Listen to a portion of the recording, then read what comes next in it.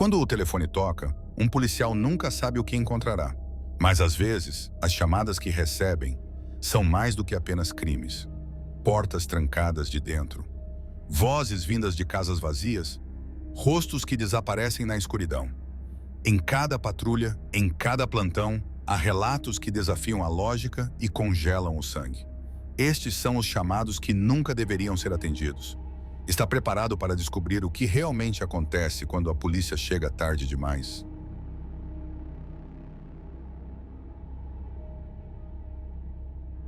Fui policial nessa cidade por quase 2 décadas e durante todo esse tempo nunca vi nada parecido.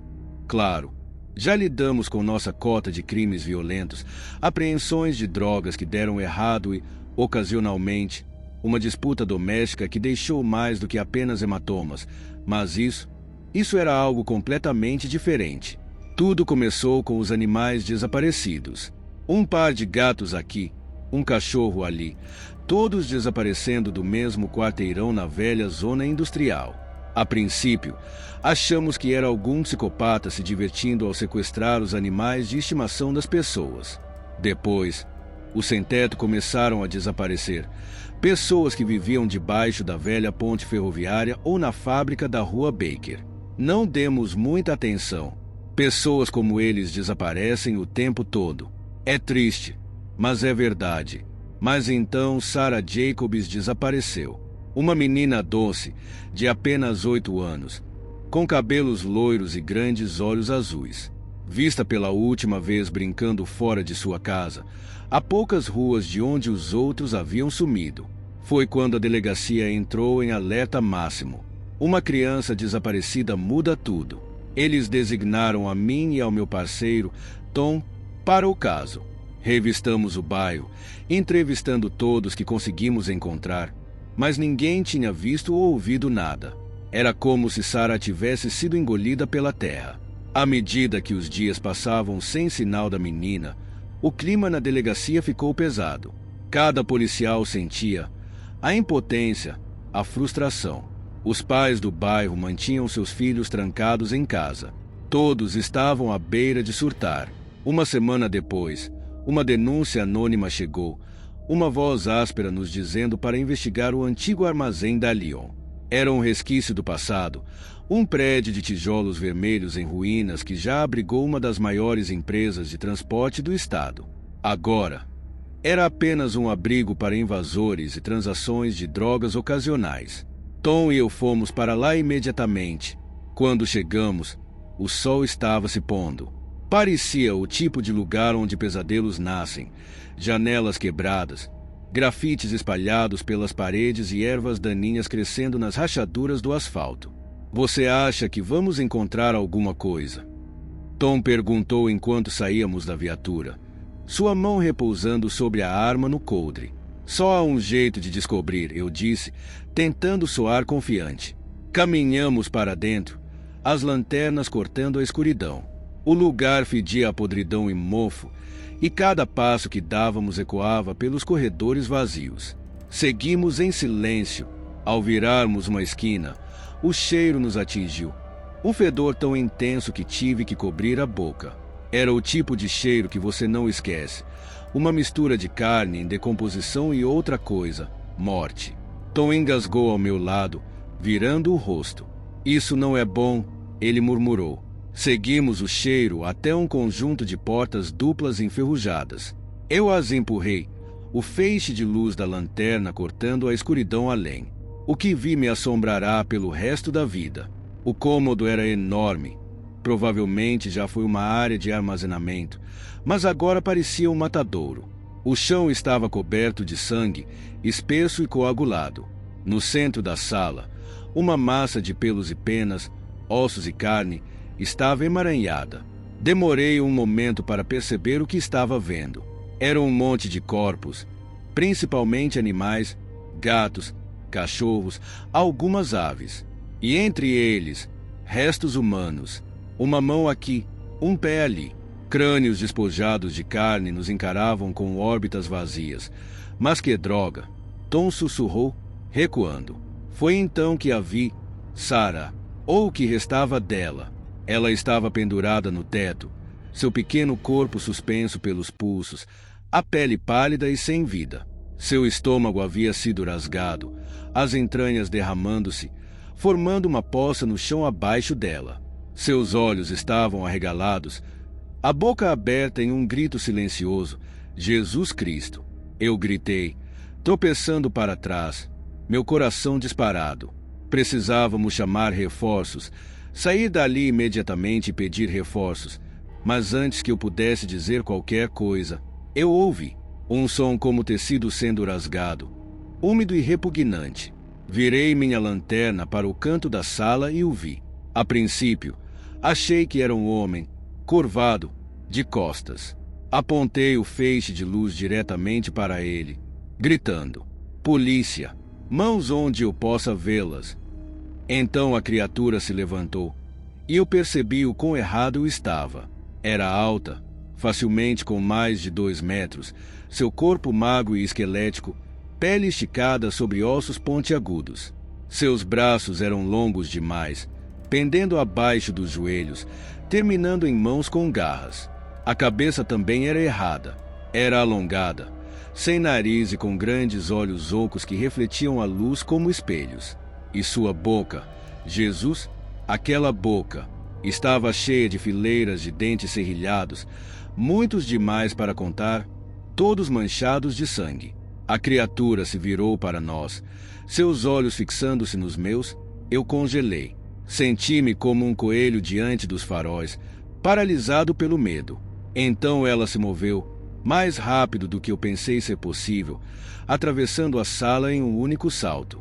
Ouvi Tom gritar quando as garras da coisa cortaram sua garganta, o sangue jorrando como uma fonte. Ele caiu, sufocando, suas mãos agarrando o pescoço, os olhos arregalados de terror. Eu tropecei para trás, lutando para pegar minha arma. Meus dedos pareciam de chumbo, lentos e desajeitados. A criatura rosnou, avançando sobre mim, sua boca se abrindo cada vez mais, de forma impossível. Eu atirei, o som do disparo ecoando pela sala, mas a bala não fez nada, ela nem se mexeu. Virei-me e corri, atravessando as portas, com meu coração martelando no peito. Eu podia ouvir suas garras raspando no chão de concreto, se aproximando de mim. Corri cegamente pelos corredores escuros, tropeçando em destroços, minha respiração saindo em arfadas desesperadas. Não sei como consegui sair do armazém. Num momento, eu estava dentro, no outro, do lado de fora, o ar fresco da noite me atingindo como um tapa na cara. Cambaleei até a viatura, puxando a porta, jogando-me para dentro. Fechei a porta com força, minhas mãos tremendo tanto que mal consegui colocar a chave na ignição. Quando o motor rugiu, olhei de volta para o armazém. Por um momento, pensei tê-la visto, parada na entrada, aqueles olhos ocos me observando. Então, desapareceu. Dirigi de volta à delegacia, minha mente confusa, as mãos apertando o volante com tanta força que meus nós dos dedos ficaram brancos. Continuei esperando que a criatura saltasse sobre mim de algum lugar, que eu sentisse suas garras rasgando minha carne. Quando cheguei, invadi a delegacia, gritando por ajuda. Os oficiais correram até mim, fazendo perguntas, mas tudo o que eu consegui fazer foi balbuciar sobre Tom e o monstro. Eles me olharam como se eu estivesse louco, e talvez eu estivesse. Talvez eu esteja. Eles enviaram uma equipe para o armazém, mas não encontraram nada. Nenhum corpo, nenhum sangue, apenas um prédio vazio coberto de poeira. Eles acham que eu inventei tudo, que o estresse do trabalho finalmente me afetou. Mas eu sei o que vi. Eu sei o que está lá fora.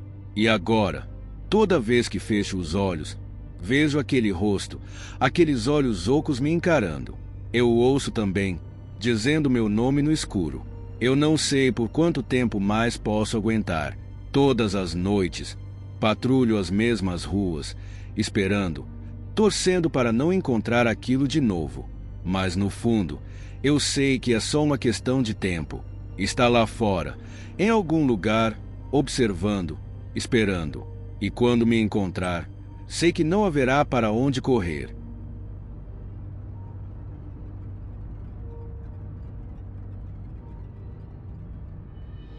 Todos os policiais de plantão.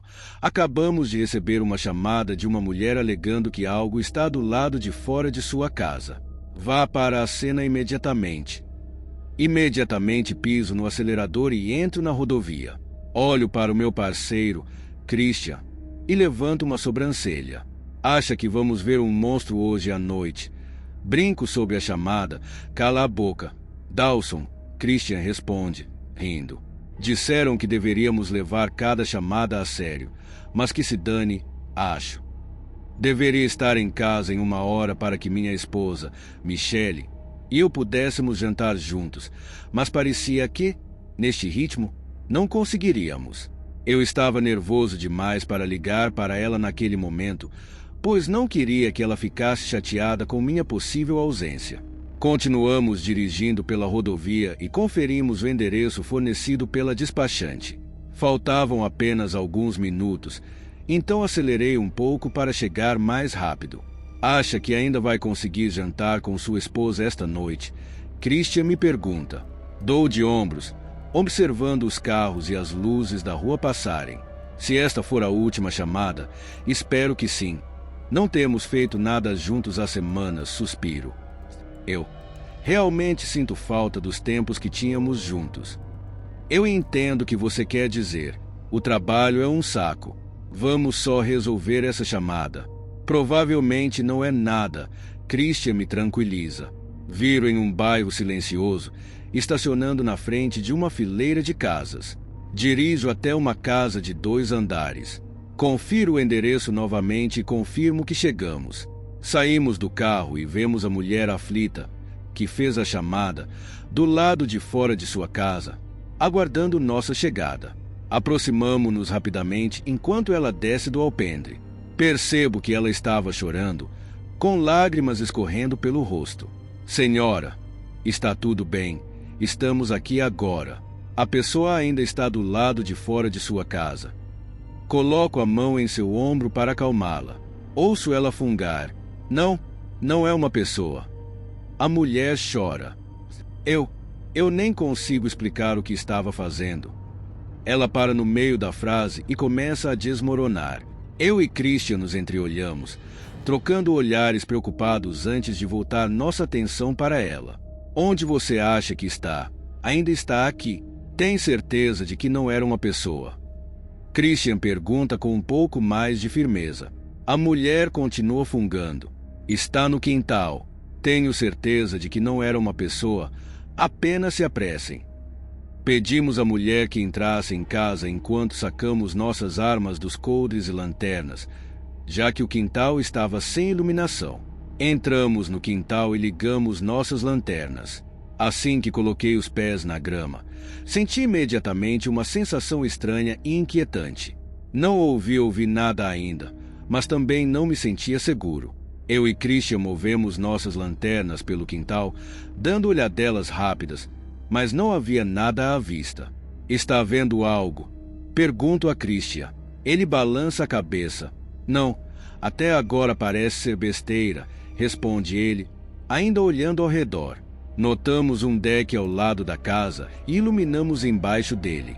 Não vimos nada de onde estávamos, mas havia postes de madeira sustentando o deck que bloqueavam parte da nossa visão.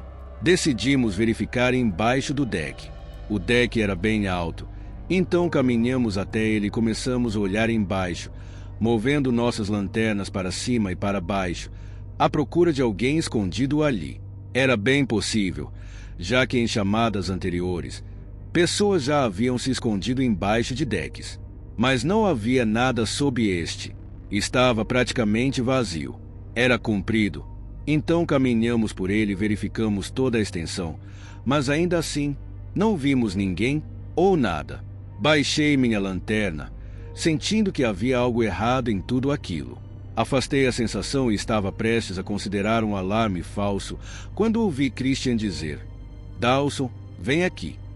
Me aproximei dele e o vi agachado no canto esquerdo do deck. Fiquei ao lado dele e tentei ver o que ele estava olhando. O que é? Pergunto enquanto ele me lança um olhar confuso. Christian mexe na terra, pega algo que estava observando e me entrega. Relutantemente aceito. Dou uma olhada. Era uma perna de cachorro, coberta de sangue, com marcas de dentes cravados na carne. Engasguei e soltei a perna, olhando para Christian, que parecia igualmente chocado. Que porra é essa? Pergunto a ele. Não obtive resposta, apenas choque estampado em seu rosto. Eu podia ver isso em seus olhos. Sabia o quanto Christian odiava ver animais mortos ou restos de animais, então não o questionei. Olhei novamente para a perna e a examinei. Parecia que algo estava comendo, mas conforme mordia, todos os dentes caíam das gengivas. Não tinha certeza.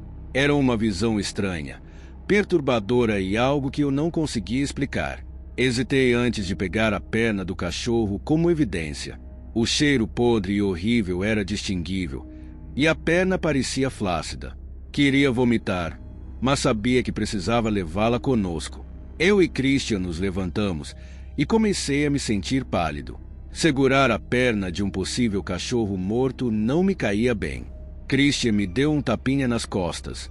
Vou entrar e falar com a mulher. Pode ir se sentar no carro. Está bem. Christian parecia estar bem agora. Assenti com a cabeça e engoli seco. Sim, obrigado. Eu agradeço. Coloquei a perna no porta-malas e bati com força, sentindo meu telefone vibrar no bolso. Peguei, o Michele estava ligando. Respirei fundo e atendi, colocando o telefone no ouvido.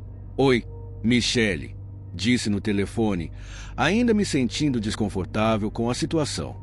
Querido, você está bem? Ainda não chegou em casa. Ouço Michele falar ao telefone. Olho para o chão abaixo de mim. Sim, eu sei. Provavelmente vou ter um turno a mais esta noite. Desculpe, respondo com culpa. Ah, tudo bem, eu acho. Está acontecendo algo. Sim, está tudo bem. Apenas tive que atender uma ligação estranha. Pensei na perna do cachorro. Encontrei um item peculiar. Suspiro ao telefone. O outro lado fica em silêncio por alguns momentos. Bem, espero que realmente esteja tudo bem. Está. Confie em mim nisso. Não é grande coisa. Digo, vejo Christian sair da casa. Então, mas fique seguro. Dawson, por favor. A ligação termina. Eu e Christian entramos no carro de patrulha, sentando ali por um minuto, pensando sobre o que acabou de acontecer. Eu examino o bairro. Estava escuro. Quase todas as casas não tinham luz refletindo na rua e nenhum poste de iluminação estava aceso. Apenas escuridão. A sensação era diferente de tudo o que já vivi, mesmo com meus 9 anos de trabalho como policial. O que a senhora disse? Finalmente pergunto a Christian, começando a ligar o carro.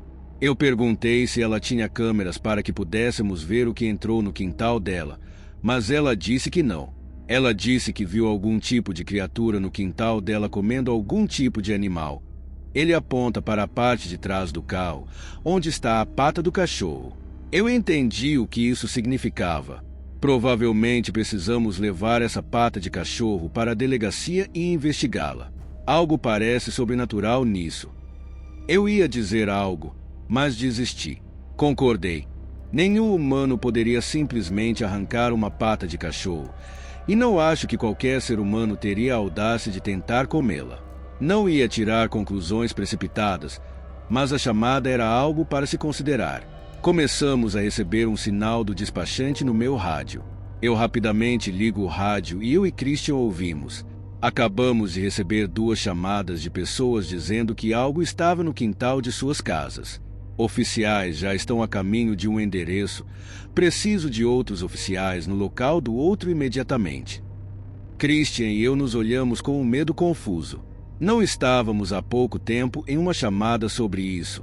Não dissemos uma palavra enquanto eu recebia o endereço e começava a acelerar para lá. Era apenas a 6 minutos de distância. Então não era longe, mas algo não estava certo nisso. Algo estava acontecendo e não era bom. Ouvimos o rádio estalar novamente e eu começo a temer sobre o que viria a seguir. Ouço a voz do despachante novamente. Acabamos de receber outra chamada de alguém dizendo que algo estava andando pelo quintal da casa dele. Precisamos de oficiais no local. Repito, acabamos de receber uma quarta chamada de que algo estava andando pelo quintal de alguém. Que diabos está acontecendo? Christian diz. Minhas mãos começam a tremer no volante enquanto faço uma curva. Algo não está certo. Cara, minha voz treme. Saia dessa, Dawson. Vai ficar tudo bem. Christian tenta me tranquilizar. Eu balanço a cabeça. O rádio estala novamente. Christian e eu ouvimos atentamente. Recebemos uma chamada de um homem dizendo que algo estava pendurado ao lado de sua casa. Oficiais estão no local agora. Merda! Murmuro para mim mesmo. Continuo indo para o endereço que nos foi originalmente enviado, acelerando agora. Estávamos nos aproximando do nosso destino. E nunca algo assim tinha acontecido. Nunca recebemos várias chamadas seguidas sobre algo no quintal das pessoas. Isso era diferente. Era um relatório sobre algo no quintal das pessoas, seja lá o que isso significava. Nunca tinha sido dessa magnitude antes. Paramos em frente a uma casa na rua e imediatamente sacamos nossas armas. Depois da última chamada que checamos e depois de ouvir todos esses outros relatórios, não estávamos levando essa a sério porque algo estava seriamente errado. Eu e Christian espiamos o quintal, mas não vimos nada. As luzes da casa estavam acesas, então pelo menos sabíamos que o residente ainda estava bem. Até ouvirmos o som de um homem dando o grito mais ensurdecedor que eu já ouvi vindo de dentro da casa. Imediatamente corremos para a porta da frente, preparando-nos para entrar com força. Christian me lança um olhar assustado, e eu dou um sinal para ele ter coragem. Olho para a porta e dou uma respiração profunda enquanto continuo ouvindo os gritos. Eu me encolho ao dar um passo para trás da porta.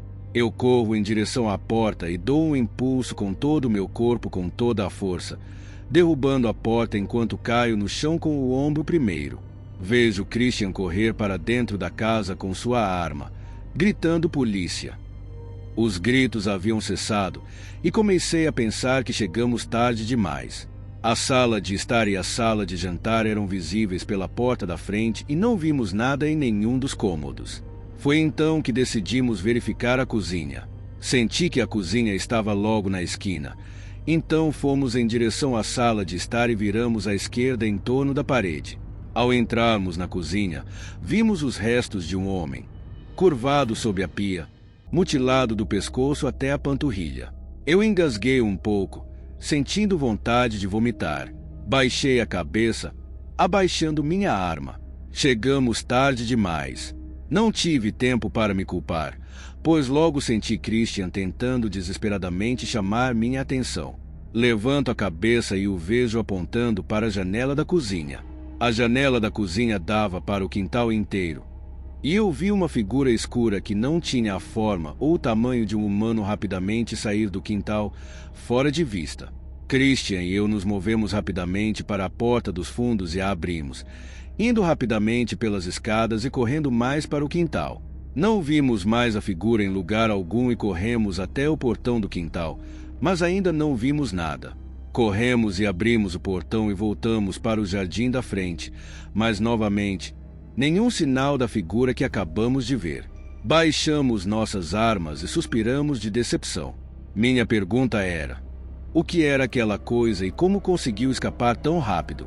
Ouço meu rádio estalar novamente enquanto começo a andar lentamente em direção ao carro. Oficiais encontraram uma mulher morta no quintal dela. Ela foi empalada através da cerca. Parecia que ela tinha morrido há apenas alguns minutos. Precisamos de paramédicos no local imediatamente. Que diabos está acontecendo? Ouço Christian dizer. Ele se encosta na porta da garagem e se senta no chão. Eu sentia pena de Christian. Estava claro que isso era muito para ele digerir. Eu entendia. No entanto, tudo isso era tão inexplicável. Entrei no carro e bati a porta com força, sem saber o que fazer. Eu observei a rua e tentei procurar a criatura mais uma vez, mas ainda não a vi. Ela realmente havia desaparecido, sumido com o vento. Ouvi meu rádio estalar novamente. Os despachantes receberam outra chamada de alguém dizendo que algo estava no quintal deles. Precisavam de oficiais no local imediatamente. Eu não sabia mais o que fazer. Eu estava convencido de que estava vivendo um pesadelo infernal e repetitivo, mas fiz a única coisa que eu poderia fazer naquele estado. Puxei meu rádio e disse: encontramos um homem morto em sua casa. Repito, encontramos um homem morto em sua casa. Tivemos que esperar naquela casa pelos paramédicos chegarem e contar a eles o que havia acontecido. Tivemos que levar a pata do cachorro para a delegacia e explicar ao xerife o que aconteceu naquela casa, e foi um processo todo que não vou entediar ninguém com isso. Cheguei em casa 1 hora depois. Já era quase 1 da manhã e eu estava exausto. Peguei as chaves no meu bolso e as manuseei por um segundo antes de inseri-las na fechadura e abrir a porta, soltando um suspiro de alívio por finalmente estar onde eu queria estar. Joguei meu rádio em uma cadeira ao lado da porta da frente, esquecendo de desligá-lo. Minha alegria foi instantaneamente tirada de mim quando vi a cabeça ensanguentada de minha esposa pendurada no teto. Eu gritei e caí de joelhos, começando a chorar. Já estava sendo uma noite horrível.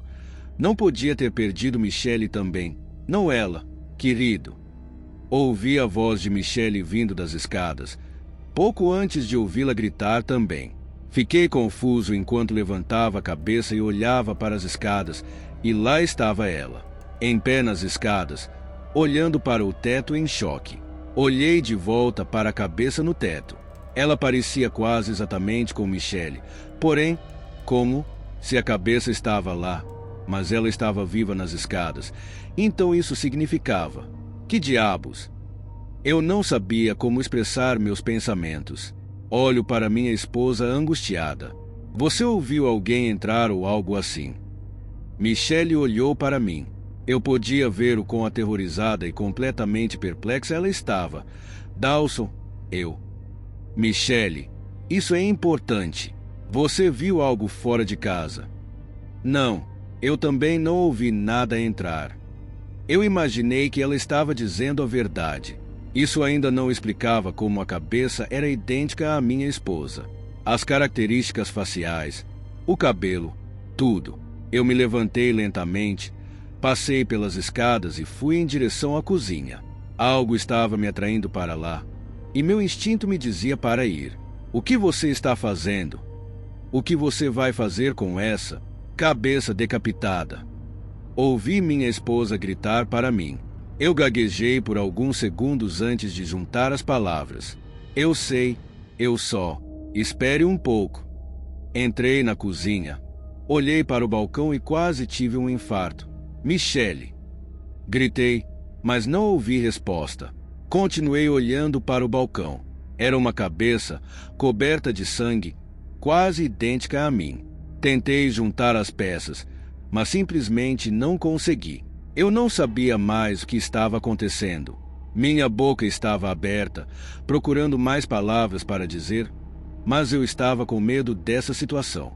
Essas cabeças, quem eram elas originalmente e como chegaram aqui? Senti meu telefone vibrar no bolso e o puxei. Era uma mensagem de Christian. Normalmente ele não me manda mensagens tão tarde, então eu estava confuso. Abri a mensagem. Olhei de perto a mensagem. Dizia: ainda estou no meu turno e recebemos uma chamada de alguém dizendo que viu algo nos quintais dos vizinhos. Peguei o endereço fornecido. É sua casa. Não entre em pânico. Estou a caminho. Meu coração despencou ao ler isso. Eu ainda não sabia o que estava indo para os quintais das pessoas para fazer o que quer que fosse, mas eu não queria descobrir. Eu estava incerto sobre tudo nesse ponto. Continuei chamando o nome da minha esposa, mas ainda não ouvi resposta dela. Saí da cozinha e a vi parada em uma das portas dos fundos, perto da sala de jantar, olhando para o quintal, tremendo. Fui até ela para ver o que ela estava olhando. Foi quando eu vi. A mesma figura escura que eu tinha visto antes estava em pé no meio do nosso quintal, me encarando diretamente. Dessa vez, consegui distinguir algumas das suas características. Era alta e robusta. Seus braços e garras eram tão longos que pareciam totalmente antinaturais. Não consegui distinguir nenhum dos seus traços faciais, mas pude ver seus olhos. Não havia nada além de escuridão neles. Não senti mais nada ao olhar para ela. Perdi toda a sensação no meu corpo e mente. Só sentia medo e apreensão. Sentia como se fosse uma bomba prestes a explodir. O que antes era eu respondendo a chamadas e vivenciando isso, agora era eu vivendo isso pessoalmente. Havia uma forte atmosfera agora, e a criatura tinha uma emanação que fazia meu coração bater cada vez mais rápido. Minhas ações e pensamentos começaram a sentir que estavam sendo inundados e violados por algo sobrenatural.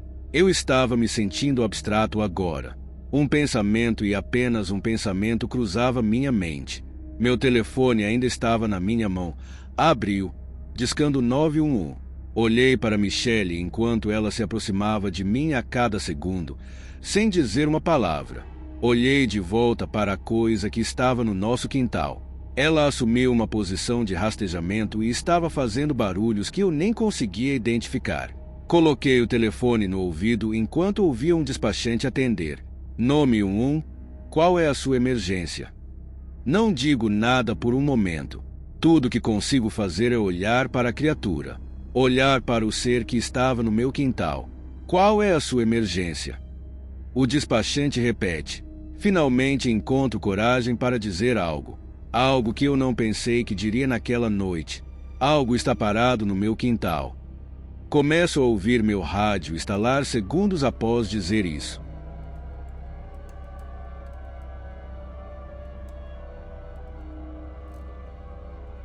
Registro do diário de Jared Phillips. Triângulo das Bermudas. 19 de julho de 1985. Já se passaram 2 dias desde que tudo começou. Todos estão desaparecidos. Encontrei este diário jogado no chão deste pesadelo claustrofóbico e decidi documentar nosso angustiante calvário neste inferno. Até agora, somos apenas eu e mais 2, Germani e Joseph. Estávamos originalmente reservados em um voo de Miami para San Juan, mas a meio caminho, vimos uma névoa roxa profunda do lado de fora das janelas. A névoa logo infiltrou o avião, envolvendo-nos neste gás mortificante. Essa é a última coisa que qualquer um de nós lembra antes de tudo ficar escuro. Agora, nos encontramos presos neste avião, que está estranhamente estacionário no céu a cerca de 35 mil pés. Estranhamente, a aeronave parece estar em perfeito estado, exceto por algumas placas de metal que estão amassadas e quebradas. Apesar do aparente estado operacional do avião, todos os sistemas de comunicação estão fora do ar e não temos como entrar em contato com os serviços de emergência. O gás persistente do lado de fora pode ser responsável pelo mau funcionamento das comunicações, aumentando nossa sensação de isolamento. Para nos sustentarmos, temos dependido de comida pré-embalada, sanduíches e saladas, na esperança de que estraguem rapidamente e nos forcem a lidar com a realidade de nossa situação mais cedo ou mais tarde. Até agora, nada de muito extraordinário aconteceu, mas a atmosfera está ficando cada vez mais inquietante. Continuarei atualizando este diário caso algo mude. 20 de julho de 1985. Como mencionei anteriormente, algo interessante aconteceu. Tentando nos entreter, encontramos uma carcaça podre. Isso nos abalou completamente com terror. Corremos de volta assim que a vimos. O cadáver era surreal.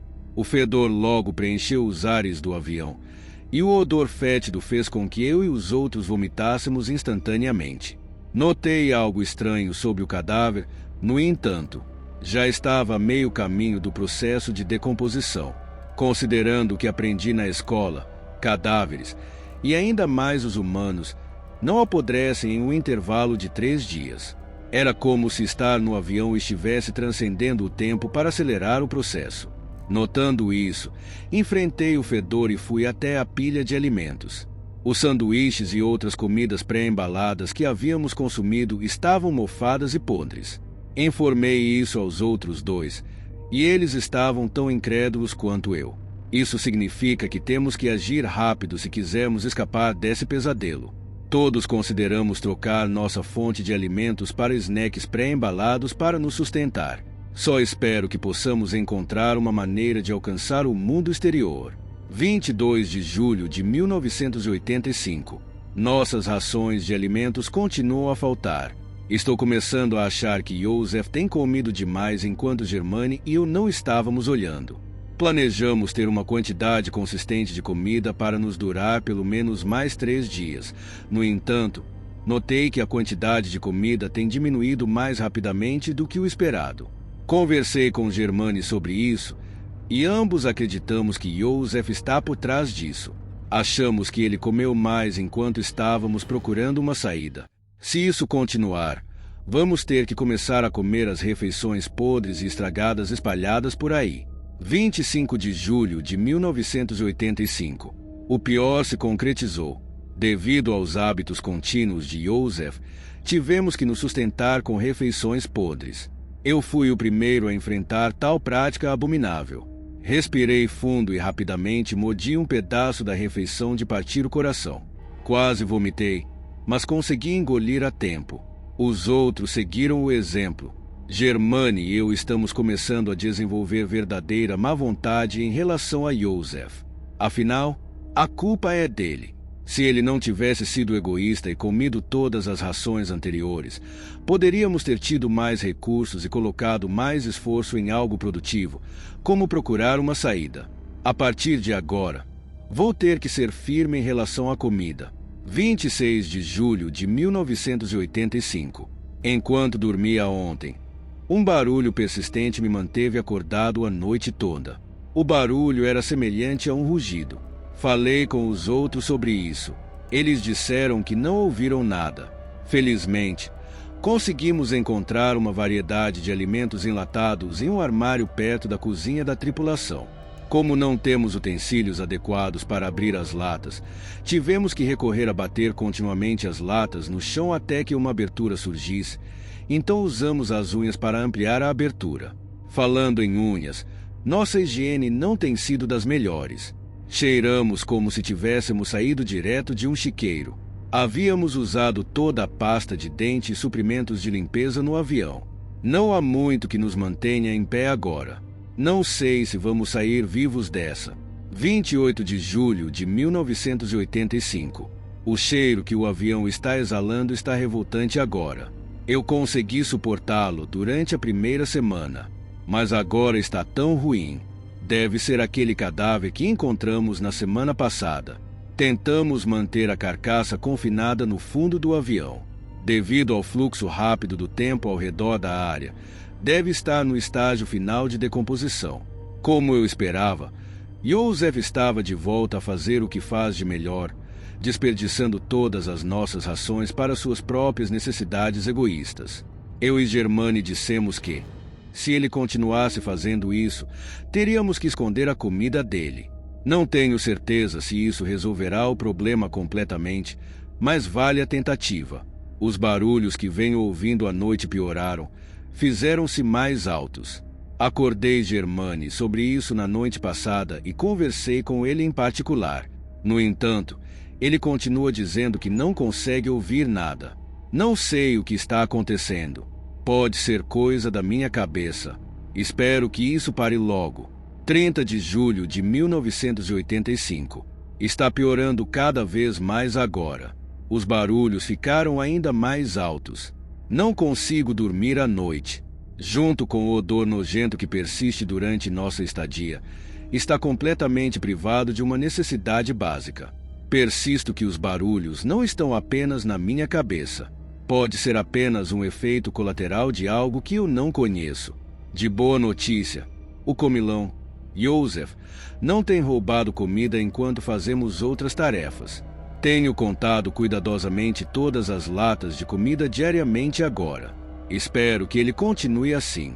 É melhor passar fome por um momento do que morrer de fome. 2 de agosto de 1985. Os barulhos. Está irritante além da compreensão de qualquer um agora. Não consigo nem ouvir meus próprios pensamentos à noite. Deixo minhas tarefas diárias para Germaine agora. Metade do meu dia vai para dormir devido a esse tumulto persistente. É como se eu estivesse me tornando noturno. E está ficando pior também. Germani, ao contar as latas hoje, contou 3 a menos. Ele repreendeu Joseph para parar com isso. No entanto, desta vez, em vez de Joseph tentar se defender apologeticamente, ele alegou que não fez nada disso. Nós 2 duvidamos dele. Germani disse que escondeu a comida em um lugar mais seguro. Só temos 15 latas restantes. Se continuarmos usando o suprimento, teremos que recorrer a comer os sanduíches mofados novamente. Não consigo pensar nessas coisas sem enjoar.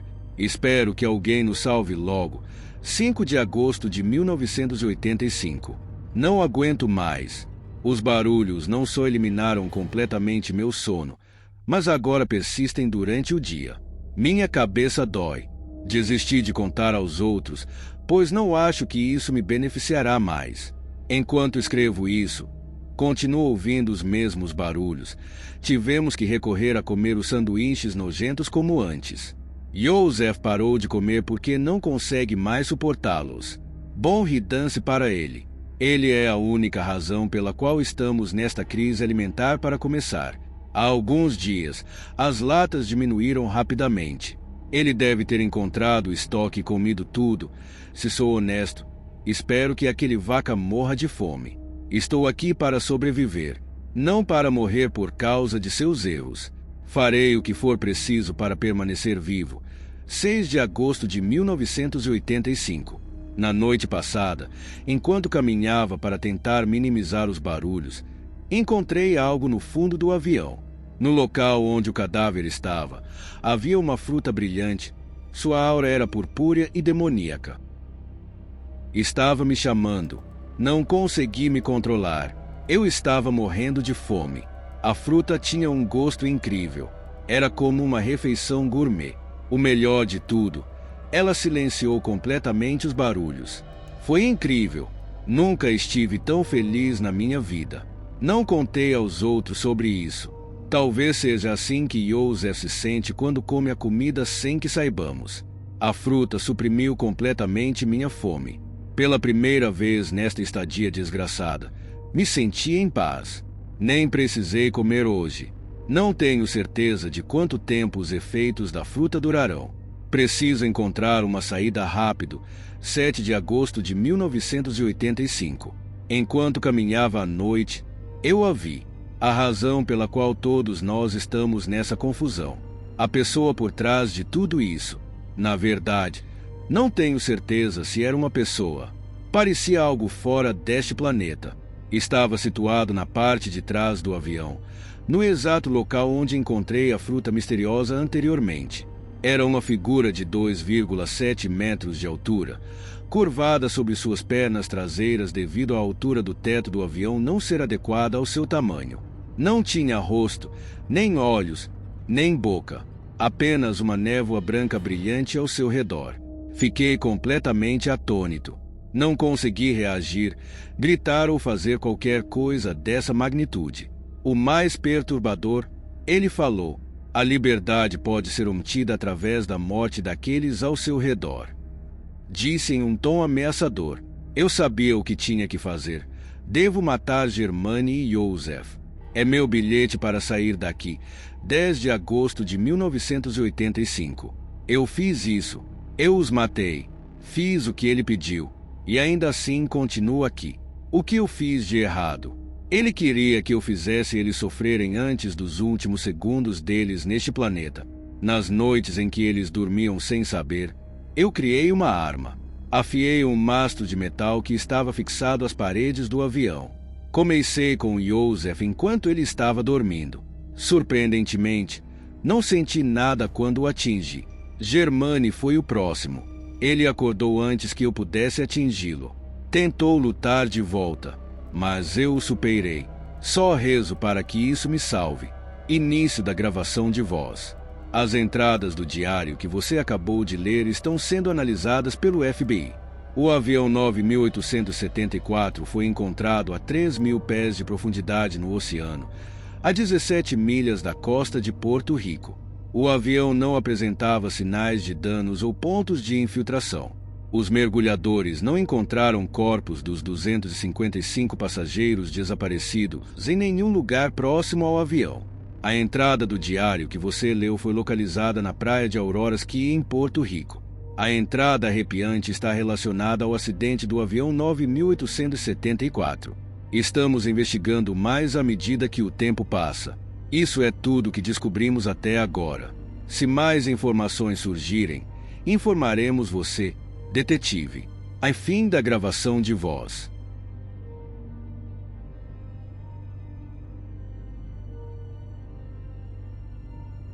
Uma ligação. Anos de serviço na polícia e houve uma ligação que eu nunca vou esquecer. O turno começou como qualquer outro. Às 9 da noite, comecei meu expediente e me preparei para uma longa jornada. Era uma noite fria de segunda-feira, então eu esperava um turno relativamente tranquilo. Após o briefing da noite, peguei um conjunto de chaves do carro e carreguei o porta-malas com o meu equipamento. Nossa equipe estava com poucos membros, então eu estava sozinho para a noite. Eu estava feliz com isso, eu sempre preferi estar sozinho. Eu percebi que sempre tinha que usar uma máscara ao redor dos outros, mas sozinho, eu finalmente podia ser eu mesmo. Não sei porquê, mas estar sozinho sempre me deixava mais à vontade. Talvez fosse porque eu sentia que meu coração já não estava mais no trabalho. Quando comecei este trabalho, me sentia um herói, como se realmente pudesse fazer a diferença. Agora eu me sentia apenas um número em uma planilha, um zumbi, apenas marcando o ponto e contando as horas até poder ir para casa. O tempo passava dolorosamente devagar enquanto eu dirigia sem rumo pelas ruas escuras e silenciosas. Meus olhos começaram a ficar cada vez mais pesados, e quando eram 3 da manhã, era sempre um momento em que eu tinha que lutar para me manter acordado. Estava tão cansado que até pensei em estacionar em um local tranquilo e dar uma rápida cochilada, quando, de repente, fui acordado por uma chamada pelo rádio, Yankee Bravo 26. Isso me assustou. Eu não percebi que o rádio estava no volume máximo. Peguei-o e respondi. Yankee Bravo 26, pode falar. Eu disse, ansioso para começar. O operador da sala de controle explicou que havia uma chamada silenciosa para o 999 e me deu todas as informações necessárias para chegar ao local da chamada. Essas chamadas geralmente não eram motivo para preocupação. Na maioria das vezes eram apenas descagens acidentais. Então, fui para o endereço de onde a chamada veio e, ao chegar lá, uma onda de decepção me atingiu. Era um bloco de apartamentos. Liguei para a sala de controle para obter mais informações. Mas tudo que puderam me dizer foi que a chamada veio deste endereço. Saí do carro e olhei ao redor do prédio. Era enorme. Devia ter pelo menos 50 moradores. Verifiquei se conseguia ver alguma luz acesa do lado de fora, mas sem sucesso. Eu sabia o que precisava fazer. Teria que entrar e bater de porta em porta para descobrir exatamente quem nos chamou. Suspirei profundamente e caminhei em direção à frente do prédio. Esperava que a porta estivesse trancada, mas quando coloquei a mão nela, ela se abriu com um rangido alto. Entrei em um longo corredor escuro e deixei a porta bater atrás de mim com um estrondo que ecoou pelo corredor escuro. De repente, fiquei imerso na completa escuridão. Peguei minha lanterna e a liguei. Ela acendeu com um piscar que iluminou vagamente o corredor. Agora eu conseguia ver. No final havia uma escada. Olhei ao redor por um momento para ver se havia um interruptor de luz. Havia, graças a Deus. Eu sussurrei para mim mesmo. Tentei o interruptor, que resultou em um estalo quando a lâmpada queimou, me assustando um pouco. Tudo o que eu tinha agora era minha lanterna para iluminar o caminho. E lentamente, avancei em direção à escada à frente de mim. Quando cheguei ao topo, um longo corredor negro me saudou. Este, no entanto, tinha portas de ambos os lados. Apontei minha lanterna sobre elas. Pareciam antigas. A pintura estava descascando de todas. Olhei para baixo e notei, pela primeira vez, quão sujo o chão parecia. E isso não era o pior. Havia um odor terrível no ar. Era horrível. Cheirava a animal morto ou comida podre. Sempre há lugares que você visita na polícia onde você limpa os pés na saída, e este era um deles. Havia manchas por todo o carpete, manchas profundas e negras. Nesse ponto, lembrei-me de que alguém provavelmente apenas nos ligou por acidente e tudo o que eu precisava fazer era garantir que todos estivessem bem. Então comecei a bater em todas as portas. Nas primeiras vezes em que bati em portas diferentes, não houve resposta de ninguém. Eu não queria forçar a entrada em nenhum dos apartamentos. Para ser completamente honesto, eu não queria o trabalho extra da papelada. Continuei batendo em outras portas quando ouvi um som fraco vindo de cima. Soava como móveis sendo arrastados pelo chão. Agora eu sabia que alguém estava aqui. Subi a próxima escada e fui para o apartamento de onde acreditava que o som estava vindo. Quando cheguei ao próximo andar, consegui ver uma pequena linha de luz emanando debaixo de uma das portas. Fui até lá e bati forte. Olá, polícia. Poderia vir à porta, por favor? Eu disse com a maior autoridade que pude. Ouvi um barulho do outro lado antes que, de repente, a porta começasse a se abrir lentamente. Encontrei um velho magro. Só consegui ver uma parte de seu rosto enquanto ele espiava por trás da porta meio aberta. Ele estava incrivelmente magro no rosto e tinha uma longa barba desgrenhada. Tivemos uma chamada para o 999 deste endereço. Só estou verificando se está tudo bem, senhor. Ele não me respondeu de imediato. Seus olhos arregalados estavam olhando para o corredor como se estivesse procurando algo. Tudo está bem. Ele sussurrou. Você deveria sair. Por quê? Eu perguntei, confuso. O velho empurrou a porta para fechar na minha frente e a luz debaixo da porta desapareceu. Fiquei confuso e sem saber como reagir. Não conseguia explicar por quê, mas naquele momento comecei a sentir uma sensação de inquietação. Estava em perigo aqui. Tudo o que eu sabia era que ainda precisava encontrar quem fez aquela ligação, acidental ou não. Recolhi-me novamente e continuei meus esforços de bater de porta em porta. Eu ainda só encontrava silêncio, e ao passar pelo prédio, o cheiro nauseante só piorava. À medida que o cheiro se tornava mais forte, percebi que era algo que eu reconhecia. Era o cheiro da morte. Qualquer policial dirá que esse cheiro é instantaneamente reconhecível no momento em que atinge seu nariz. Eu senti um nó no estômago. Já tinha visto a morte antes, mas não me preparei para ela naquela noite. Peguei meu rádio para pedir apoio, mas fui recebido com indiferença. Todos os outros policiais estavam em chamadas de emergência. Frustrado, continuei seguindo meu nariz para encontrar a fonte do fedor. Enquanto subia mais um lance de escadas, o nó no meu estômago crescia e o fedor no ar aumentava quando, sem aviso, ouvi um gemido baixo. Soava como alguém chorando e tentando sufocá-lo o melhor que podia. Admito, estava com medo agora. Eu podia sentir meu coração na boca e o suor começava a escorrer lentamente pela minha testa. O choro continuava. Quem está aí? Eu chamei, com um leve tremor na voz. O choro parou subitamente e me deixou em completo silêncio. Fiquei completamente imóvel por um longo tempo, ouvindo por mais barulhos. Tudo o que eu podia ouvir agora era o ocasional assobio do vento vindo de fora. Apontei minha lanterna para frente e o que vi me aterrorizou, manchas negras por toda parte. Em todas as paredes e no chão. Pela forma como as manchas estavam formadas, eu sabia que devia ser sangue. Peguei meu rádio mais uma vez e meu coração afundou.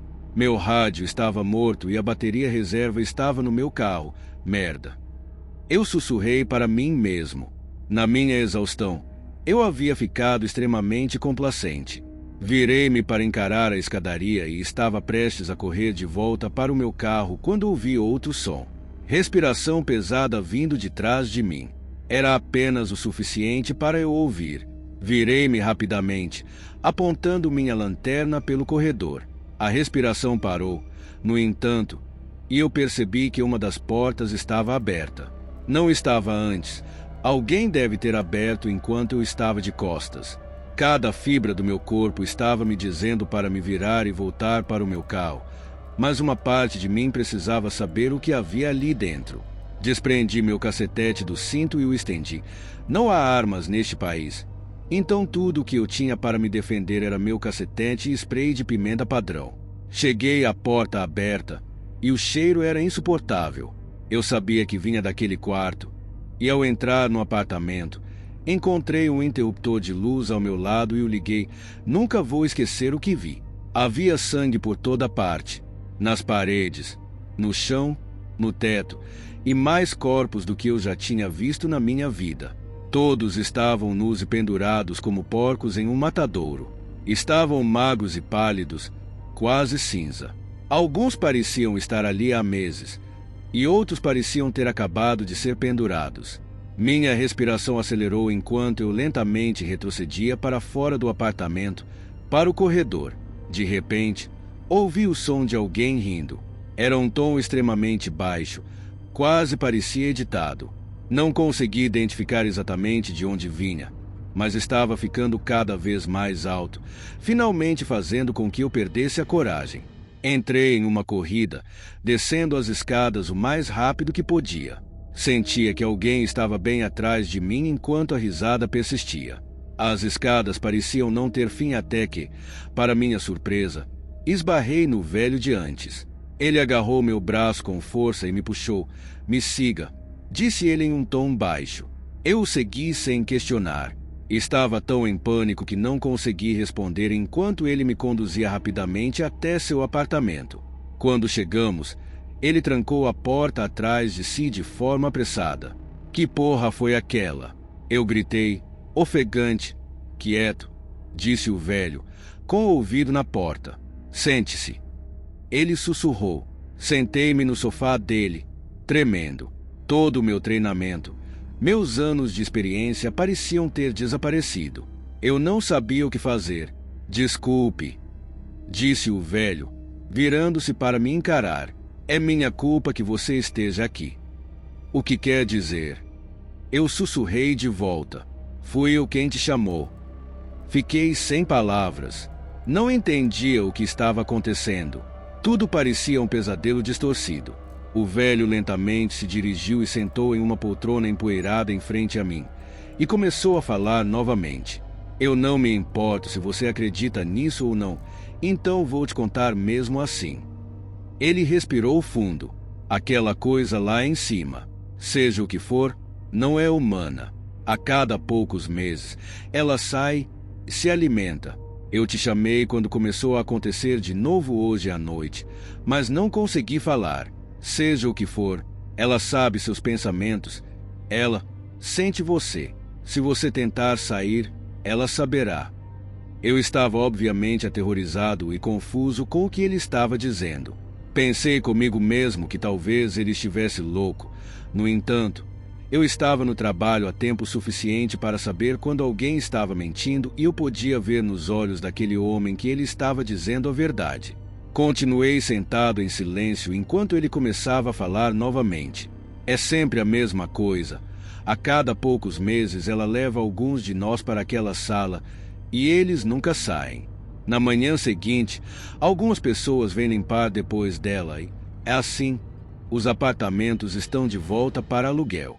Eu só me mudei para cá porque o aluguel era barato." Ele riu para si mesmo. "Agora eu sei o motivo." Ele suspirou.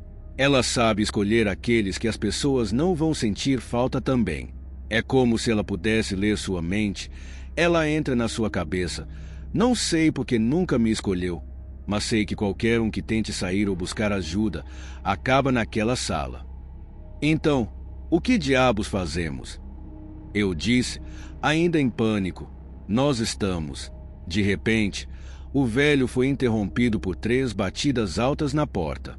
Ficamos olhando para ela, sem nos mover, enquanto a maçaneta começava a sacudir. "Não se mova." O velho sussurrou. Eu não consegui me mover de qualquer forma. Estava congelado. O que estava do outro lado da porta estava ficando cada vez mais desesperado para entrar até que as batidas e o sacolejo cessaram de uma vez. "Querido, por favor, me deixe entrar." Uma voz disse do outro lado da porta. Era a voz da minha esposa, tão clara quanto o dia. O que ela estava fazendo aqui? Essa é minha esposa, eu disse, levantando-me. Não, não é. Não a deixe entrar. Eu me aproximei da porta apenas para espiar pelo olho mágico. Lá estava ela. Parecia assustada e estava chorando. Ela olhou para mim com profunda tristeza nos olhos. Veja bem, minha esposa estava desaparecida há 2 anos. Eu quase tinha perdido a esperança, mas lá estava ela, tão clara quanto o dia, implorando para que eu a deixasse entrar. O velho pulou e me agarrou, tentando desesperadamente me impedir de abrir a porta, mas eu facilmente o sobrepujei. O empurrei com o cotovelo e comecei a destrancar a porta. Querida, entre aqui. Eu gritei enquanto destrancava o trinco e abria a porta. O velho estava certo. Em frente a mim estava algo verdadeiramente horrível. Não era minha esposa. Seu corpo era magro e alto, seus braços longos, quase tocando o chão. Sua pele era azul pálido e suas veias eram vermelhas. Sua boca era apenas um pequeno buraco no meio do rosto e não tinha olhos. Ela rapidamente virou a cabeça de um lado para o outro, aparentemente olhando entre mim e o velho. Cada vez que sua cabeça se movia, um estalo nauseante de seu pescoço se seguia. Seu idiota, disse o velho. Você deu permissão. De repente, com grande velocidade, a criatura me empurrou para o lado e saltou em direção ao velho. Tudo aconteceu tão rapidamente, num piscar de olhos. A criatura o havia agarrado pela perna e o puxado para o corredor. Seus gritos ecoavam pelo corredor enquanto ele e a criatura desapareciam na escuridão. Eu permaneci em pé, aterrorizado, enquanto os gritos continuavam. Aquela coisa estava torturando lá em cima. Eu sabia disso. Coloquei minhas mãos sobre meus ouvidos. Não conseguia mais suportar ouvir. Eu precisava sair dali. Os gritos do velho continuaram a ecoar pelo prédio. Por um tempo, eu não conseguia me mover, não conseguia pensar. Estava com medo demais. No entanto, lembrei-me do meu dever, lembrei-me do motivo pelo qual entrei na polícia todos aqueles anos atrás, antes que a vida e o trabalho me destruíssem. Eu deveria proteger. Esse era o meu trabalho. Então, respirei fundo e comecei a subir as escadas através da escuridão opressiva. O cheiro familiar me guiava para aquela sala de horrores. Cheguei ao andar onde estava a sala e iluminei o corredor com minha lanterna. Os gritos desesperados do velho haviam cessado agora. Eu sabia que estava atrasado, mas seguia em frente mesmo assim. E, conforme me aproximava, ouvi um leve estalo. Era aquela coisa se movendo. Fui me aproximando com cautela. Agora eu podia ouvir o som da respiração dela. Me aproximei ainda mais até que estava quase na entrada da sala, quando percebi uma mão se estendendo lentamente ao redor da porta. Parei e esperei, olhando fixamente para ela. Suas longas garras batiam ritmicamente contra a moldura da porta. Foi quando a risada começou novamente. Era mais alta desta vez, e eu senti como se o som estivesse vindo de dentro da minha mente. Ele se foi, lamento. Disse uma voz. A voz parecia estar bem ao meu lado, fazendo-me estremecer. Continuou falando comigo. Eu estava congelado, quase como se estivesse controlando meus movimentos. Podemos nos ajudar mutuamente. Poderíamos ser amigos. A voz continuou. Ela saiu lentamente do corredor, revelando-se para mim mais uma vez. Lentamente, virou a cabeça em direção à sala. Você sabe que é culpa sua que ele esteja morto. A voz na minha cabeça era tão dolorosa de ouvir. Sentia como se alfinetes estivessem sendo empurrados para dentro do meu crânio. Assim como sua esposa, disse ela, rindo. Talvez se você não estivesse tão obcecado com o trabalho, pegando turnos extras, pensando sempre em si mesmo, você poderia ter estado lá para impedir que isso acontecesse. A dor estava insuportável agora. Diferente de qualquer coisa que eu já tinha sentido antes, mas apesar da dor, consegui lembrar de algo que o velho havia dito. Ela sabe quem não será sentido falta. Isso significa que deve ter selecionado suas vítimas para não ser pega. Talvez, Apenas talvez eu pudesse me virar, ignorá-la e sair. Poderia ser tão simples assim. Pensei comigo mesmo. Dei um passo para trás. Com um estalo agudo, a criatura virou a cabeça para mim. Virei as costas para a coisa enquanto ela continuava a atormentar minha mente, mas minha vontade estava firme. Segui em frente, o tempo todo ouvindo seu corpo grotesco se movendo atrás de mim. Estava tão perto que eu podia sentir seu calor na minha nuca. Ela continuava falando comigo, descrevendo todas as maneiras que me torturaria, mas eu persisti. Em todo o meu medo, eu sabia uma coisa: a criatura não estava tentando me impedir. Eu estava certo. À medida que me aproximava, algo aconteceu que eu não esperava. A coisa começou a ficar desesperada, implorando para que eu ficasse. Eu posso te ajudar. Ela falou. Você poderia viver para sempre. Eu fiz isso para o pedaço de merda que é o dono deste lugar. Eu poderia fazer isso por você. Fama, dinheiro, o que você quiser pode ser seu. Achei que a desesperança dela era estranhamente reconfortante. Senti que havia vencido e, assim, me vi na saída. Quando abri a porta, ouvi a criatura se afastando rapidamente pelas escadas atrás de mim, mas não antes de me deixar com uma última voz na minha cabeça. Eu te conheço agora. Eu vou te encontrar onde quer que você vá. Saí do prédio, fechei a porta com força e respirei aliviado. Sentei-me no meu carro por um tempo tentando processar se o que eu tinha visto era real. Eu sabia que não havia ninguém na força policial que acreditaria em mim. Pensei um pouco sobre o que diria antes de colocar a bateria reserva do meu carro no rádio, e assim que o fiz, uma voz falou em alta voz. Yankee Bravo 26, atualização por favor. Eu esperei por um longo tempo enquanto eles repetiam a mesma frase várias vezes, antes de finalmente levar meu rádio até a boca. Descagem acidental. Eu disse,